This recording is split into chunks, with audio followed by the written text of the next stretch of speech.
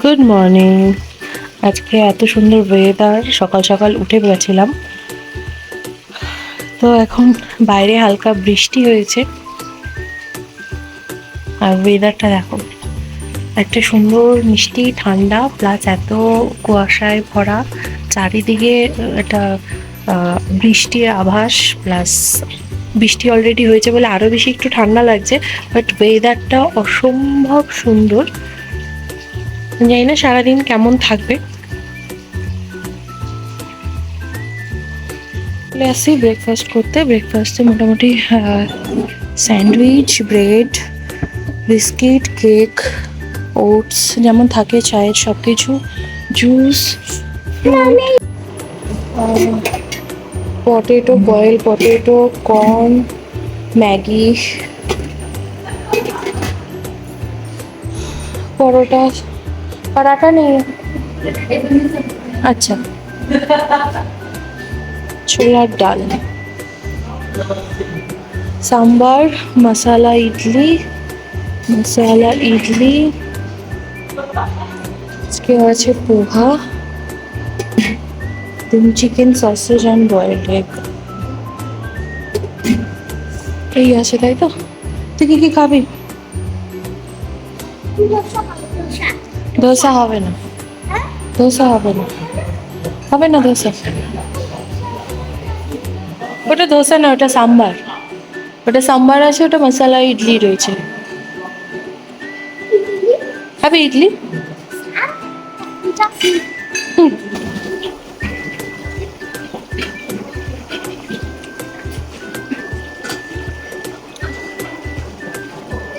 গরম আছে।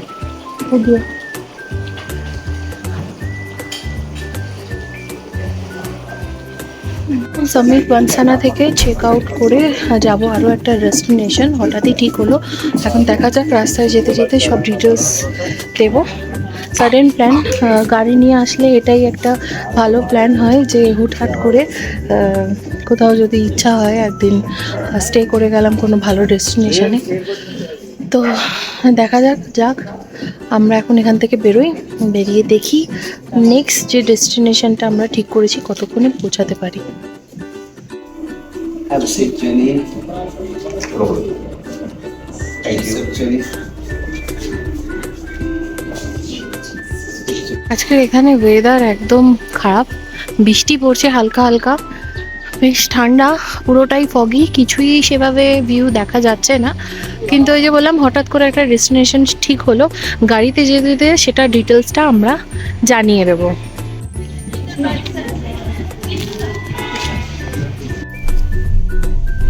আমরা এখন কালিম্পং এর সামিট বারসানা থেকে বেরোলাম, এখন যাচ্ছি শিটং। 2 ঘন্টা 15-20 মিনিট দেখাচ্ছে, 50 কিলোমিটার রাস্তা। দেখা যাক, রাস্তায় যেরকম দেখা যাবে আপডেট করবো।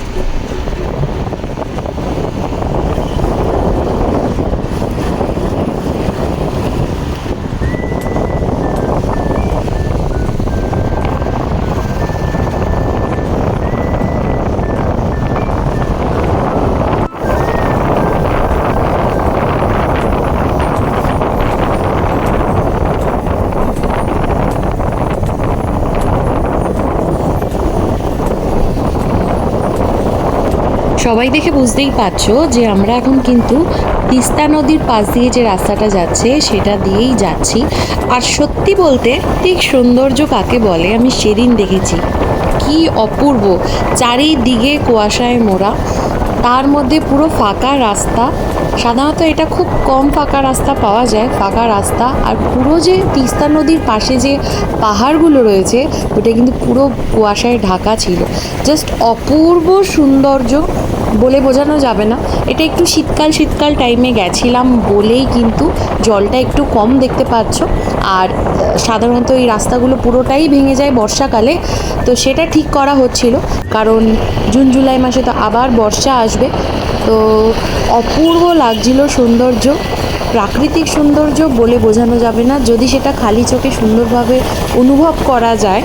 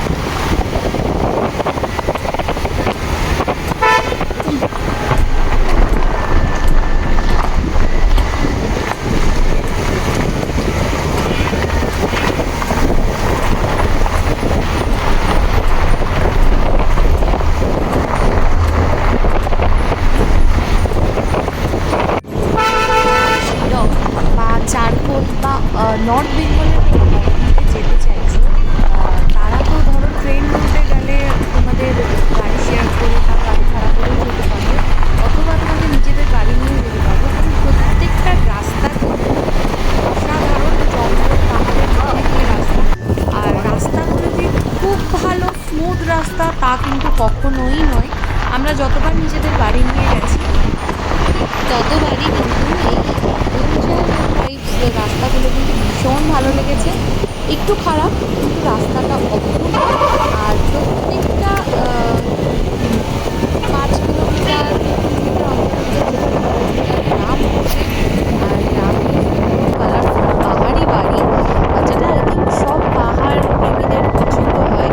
আর তেমনই সুন্দর রাস্তা, প্রত্যেকটা রাস্তার বাঁকেই যেন এক অপূর্ব সৌন্দর্য, প্রাকৃতিক সৌন্দর্য। যেহেতু আমরা একটু বৃষ্টি কুয়াশার মধ্যে গেছিলাম বলে প্রাকৃতিক সৌন্দর্য যেন আরও বেশি ফুটে উঠেছে। হালকা বৃষ্টি, হালকা মেঘ, হালকা ঠান্ডার মধ্যে। আর রাস্তাগুলো তোমাদের দেখাচ্ছি এই কারণেই যে কতটা সুন্দর হতে পারে। যারা এরকম ডেস্টিনেশনে অসুবিধা যেতে চাইছো তাদের জন্য এই রাস্তাটা। আমরা আমাদের ডেস্টিনেশনে পৌঁছে গেছিলাম। একদমই শিটংয়ের যে অবলধারার ভিউ পয়েন্টটা রয়েছে, মানে সাইট সিন অবলধারার ভিউ পয়েন্টটা রয়েছে, সেখানে ঠিক অপোজিটে যে চা বাগানটা রয়েছে তার মধ্যে দিয়ে আমাদের আজকের হোমস্টেটা। একদিনের জন্যই থাকবো বলে এসেছিলাম হোমস্টেটায় জায়গা একদমই পাওয়া যায় না। তো লাকিলি আমরা পেয়েছিলাম পুরোটা চা বাগানের মধ্যে একটাই হোমস্টে, অপূর্ব সুন্দর।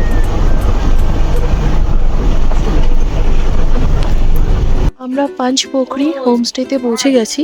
সাধারণত হোমস্টেটা ওইটা একদমই পাওয়া যায় না, যেহেতু এখন আমরা শনি রোববার বাদে এসেছি তাই জন্য পাওয়া গেছে লাকিলি। তো পুরো ডিটেলস আমি দেখাবো। এখন এদের এইগুলোর রুম হচ্ছে, এগুলো হোমস্টে হচ্ছে। এখানে হোমস্টে রয়েছে অনেকটা উঁচু, রাস্তা অসম্ভব খারাপ, বাট এটা কিন্তু পুরোটা চা বাগানের মধ্যে, আর ওইদিকে অহলদার যে ভিউ পয়েন্ট পুরোটাই দেখা যাবে। আমরা জাস্ট এখন চেক ইন করবো হোমস্টেতে, পুরোটাই দেখাবো। এখানে আমরা দুটো রুম নিয়েছিলাম, তো সেক্ষেত্রে আমরা যে দুটো রুম নিয়েছিলাম, প্রথমে যে রুমটা দেখাচ্ছি এটা অনেকটা বড় রুম, ফ্যামিলি ফ্রেন্ডসের জন্য পারফেক্ট। বেশ বড়। আর ওইটা হচ্ছে বাথরুমটাও washroom। বেশ বড় ছিল, আর রুমগুলো বড়ই আছে না, আরামসে সবাই শুতে পারে, 4জন 5জন আরামসে 5জন পরিষ্কার বুঝতে পারে। এটা হচ্ছে কটেজ, দুটো কটেজই রয়েছে, এখানেও কটেজ রয়েছে। আর এটা হচ্ছে ভিউ, আর নিচে হচ্ছে কি বলে ওটাকে, চা বাগান রয়েছে, ভীষণ সুন্দর। আমি একটু পরে আরও ভালোভাবে দেখানোর চেষ্টা করছি। জাস্ট আমরা পৌঁছালাম, অপূর্ব সুন্দর লাগছে।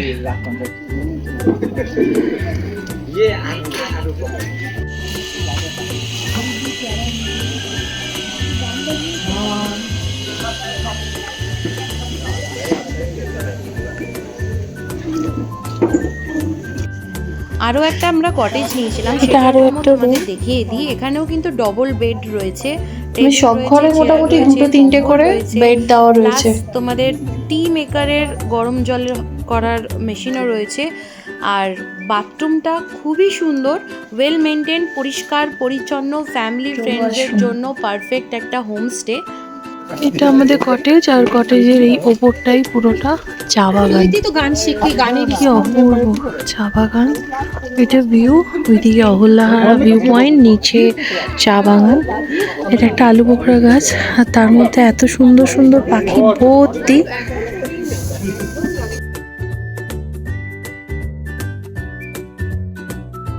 আপাতত ভিডিওটা আমার এখানেই শেষ।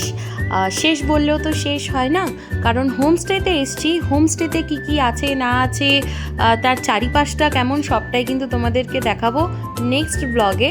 কারণ আমি খুব লিমিটেড টাইমিংয়ে ব্লগগুলো বানাই, তো সেক্ষেত্রে নেক্সট ব্লগে থাকবে তারা কিভাবে আমাদের আপ্যায়ন করেছে, আর কি কি খেলাম না খেলাম, চারিদিকের পরিবেশটা।